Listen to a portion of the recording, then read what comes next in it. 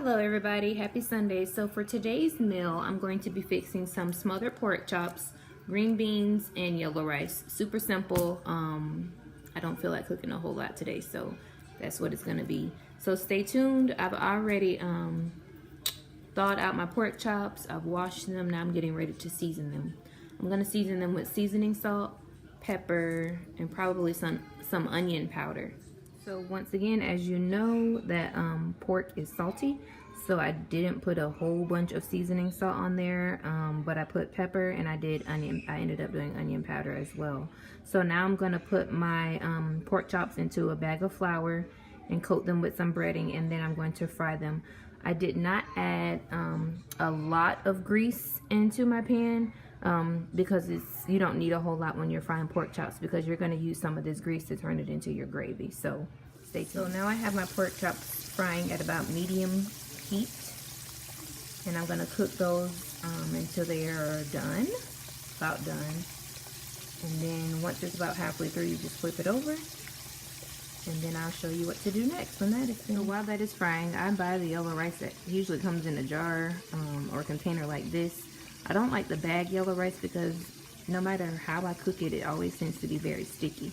So I just poured a certain amount in the pot, however much you need, and then I always double the amount of water with however much rice you have, and I just let that boil.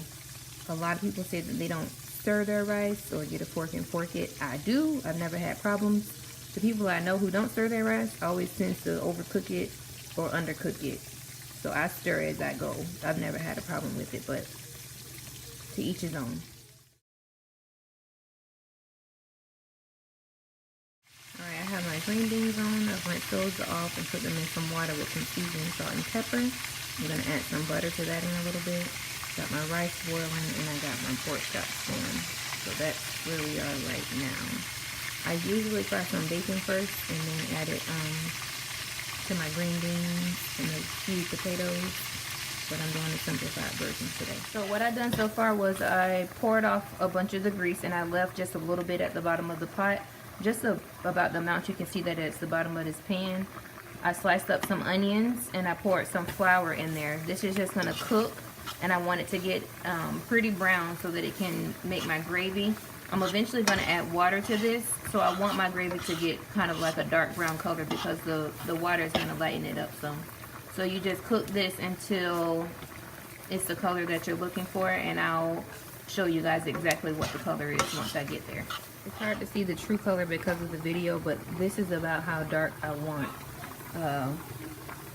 my gravy to be. So I'm going to maybe let it cook for about 1 minute or 2 more minutes because it could be a little bit darker.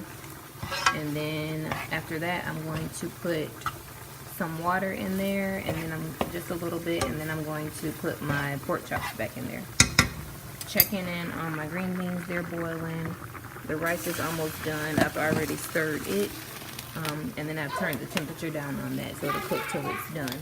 After your gravy is brown to your liking, I added maybe about a cup of water, maybe some more, and I stirred that, and it immediately started thickening it up to create that gravy. And so I put the pork chops back in there so they could smother in the gravy, and then I'm just going to close the top, and I'm going to flip those over maybe about 5 minutes on each side, and then that'll be it. That'll be done.